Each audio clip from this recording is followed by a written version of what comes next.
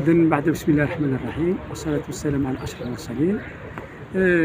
بمناسبة افتتاح شهر التراث الثقافي ككل سنة في الفترة ما بين 18 أبريل و 18 ماي، سطر قطاع الثقافة لولاية برج بوهريج هذه السنة برنامج ثري متنوع يدوم حوالي 20 يوم. المركز الأساسي لهذا النشاط هو المعلم التاريخي والأثري برج مقراني، وكذلك بعض المرافق الثقافية كدار الثقافة، كالمركب الثقافي عيشة حداد، كالمكتبات البلدية، وبعض المواقع الأثرية المنتشرة عبر تراب الولاية.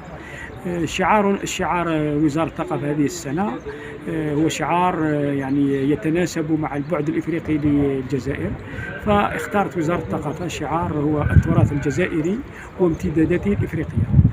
وارتكازا على هذا الشعار اللجنة القطاعية اللي متكونة من مدير دار الثقافة، مدير المكتبة، مدير برج المقراني، رئيس مصلحة النشاط الثقافي، رئيس مصلحة التراث الثقافي، بعض الجمعيات، اجتمعت 3 مرات وسطرت برنامج 3 محاور. المحور الأول هو محور المعارض اللي راهو هنا يعني في برج المقراني، محور غني جدا، محور اعتمد على الامتداد الإفريقي في هذه المعارض. ما هي الحضارات التي مرت على الجزائر، ما هي التعبيرات يعني الثقافية الفنية اللي عندها علاقة بالبعد الإفريقي. حاولنا أن نستقطب هذا الجانب مع بعض الفاعلين الثقافيين سواء من قطاع الثقافة أو من خارج قطاع الثقافة كبعض الجمعيات.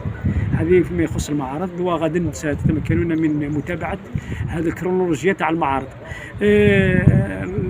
المحور الثاني هو محور الندوات. استعملنا كلمة ندوات مش محاضرات لكي نكون يعني شوية خفاف على الجمهور. فالندوات هذه انطلقت من فترة ما قبل التاريخ. ركزنا على المؤسسات البشريه اللي كانت موجوده في الصحراء الكبرى في فتره ما قبل التاريخ، الهوغار، الطاسيلي، والتاثيرات تاعها على الجنوب الافريقي.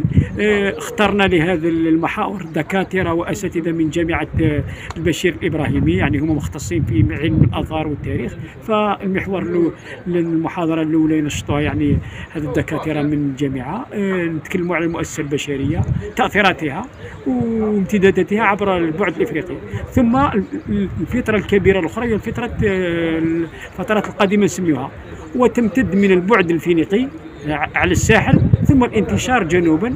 الفتره الرومانيه، الفتره الوينداليه، قبلها كاين الفتره البربريه، كاين الفتره البنيه، البونيقيه، النوميديه، هذو كامل الفترات كذلك وامتداداتهم الافريقيه. والنزاع الذي كان قائما بين هذا وركزوا عليه بين المؤسسات البشريه هذه اللي كانت خاصه قبائل الجيتيل وقبائل الجرامنت مع التواجد الروماني او الاستعمار الروماني.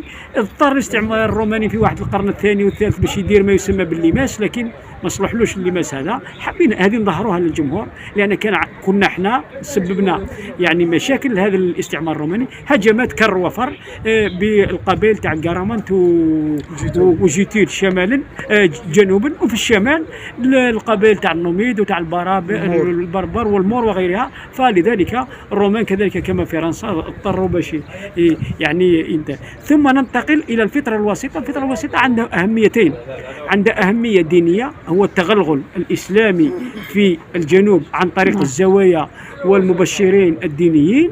وهذا التغلغل الزمن انتج بعدين، انتج البعد التاريخي، البعد الديني نعرفه بالاسلام، كذلك انتج علاقات اقتصاديه كانت على محورين، محور الجنوب الغربي تاع افريقيا يخرج في بشار، والمحور الجنوب الشرقي يخرج في القنطره تاع بسكره اليوم. هذو كانوا عباره عن قوافل تاع الحبوب، تاع التوابل، تاع القمح، تاع واحنا نعطيو لهم ما عندنا من خيارات ونجيبهم. الوقت كانت عندنا علاقات كبيره، تبادل تجاري، لوتروك التسميه بالعربيه، المقايضه المبادلات.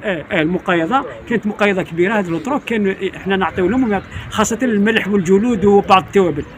المحور الثالث اللي بغيت نتكلم عليه هو المحور الحديث، يعني استراتيجي حديث. هذا المحور احنا خلينا نبداو من الثوره التحريريه. البعد تاعنا كان بعد افريقي الثوره التحريريه، عاونونا في جنوب يعني السكان تاع التوارق وما بعد التوارق عاونوا الثوره التحريريه، وكانت يعني قاعده وتكونوا فيها حتى يعني جماعه اللي كانوا سياسيين من بعد هنا في الفتره الحديثه وشاركوا في الثوره.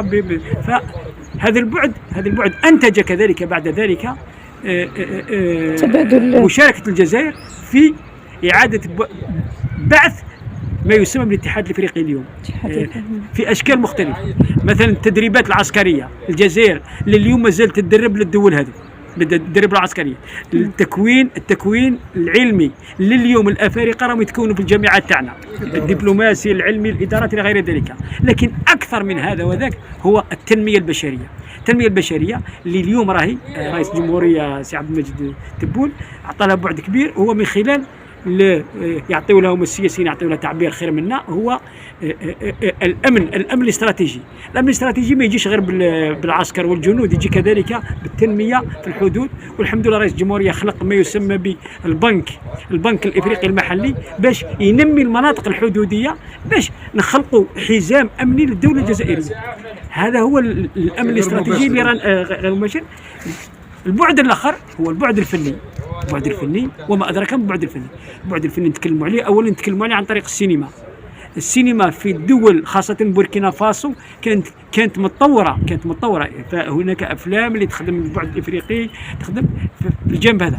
عندنا في القصه وعندنا في الشعر كذلك، في الادب عندنا قراءات كبيره في الجانب هذا الادبي، وعندنا في الغناء كي تعرفي مثلا مريم كيبا وكاينين بزاف. هذا انتج هذا البعد الادبي والغنائي والفني، انتج في الجزائر تظاهرتين كبيرتين عبر التاريخ.